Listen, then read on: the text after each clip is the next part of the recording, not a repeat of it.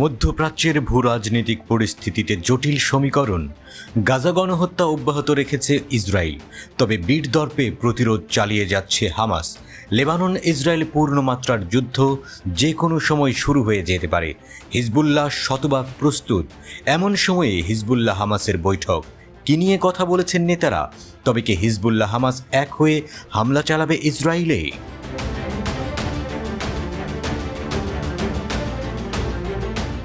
Hezbollah প্রধান হাসান নাসরাল্লাহর সঙ্গে বৈঠক করেছেন হামাসের কর্মকর্তা খলিল আল হায়া। বৈঠকে গাজার সর্বশেষ পরিস্থিতি এবং সেখানে একটি যুদ্ধবিরতি নিয়ে আলোচনা করেছেন তারা। এক বিবৃতিতে এই তথ্য জানিয়েছে হিজবুল্লাহ।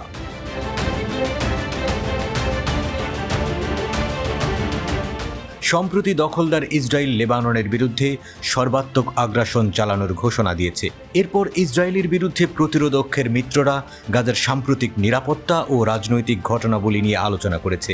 সেই সাথে লেবানন, ইয়েমেন ও ইরাকে যুদ্ধফ্রন্ট খোলার বিষয়ে আলোচনা হয়েছে।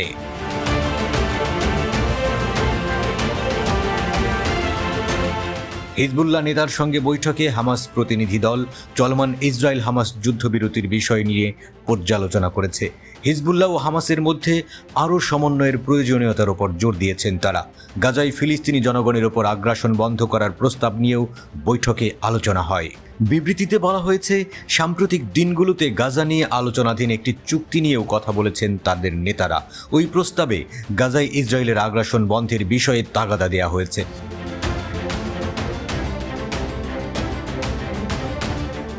এক সিনিয়র মার্কিন কর্মকর্তা বলেছিলেন, ইসরায়েলের সঙ্গে জিম্মি বিনিময় ইস্যুতে হামাস একটি উল্লেখযোগ্য মীমাংসায় এসেছে। এটি একটি স্থায়ী যুদ্ধবিরতির পথ সুগম করবে বলেও আশা করেছেন তিনি। গাজায় ইসরায়েলি হামলা বন্ধের জন্য হামাস বড় ধরনের ছাড় দিয়েছে বলে একটি ইসরায়েলি সূত্র দাবি করেছে।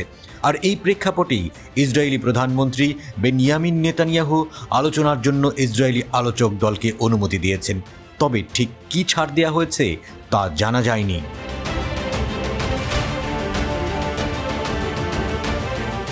অক্টোবরে গাজায় ইসরায়েলি আগ্রাসন শুরু হওয়ার পর থেকেই লেবানন ইসরায়েল সীমান্তে নিয়মিত গুলি বিনিময় করছে হিজবুল্লাহ ও ইসরায়েল। এতে করে এই অঞ্চলে একটি আঞ্চলিক সংঘাত ছড়িয়ে পড়তে পারে বলে আশঙ্কা করেছেন বিশ্লেষকরা।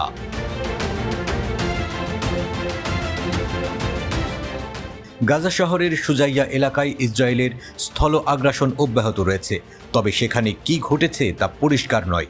ইসরায়েলি সেনারা অ্যাম্বুলেন্স, ফায়ার সার্ভিস কিংবা সাংবাদিকদের ওই এলাকায় পৌঁছাতে দিচ্ছে না। ভারী গোলাবর্ষণ ও বিমান হামলার শব্দ শোনা যাচ্ছে।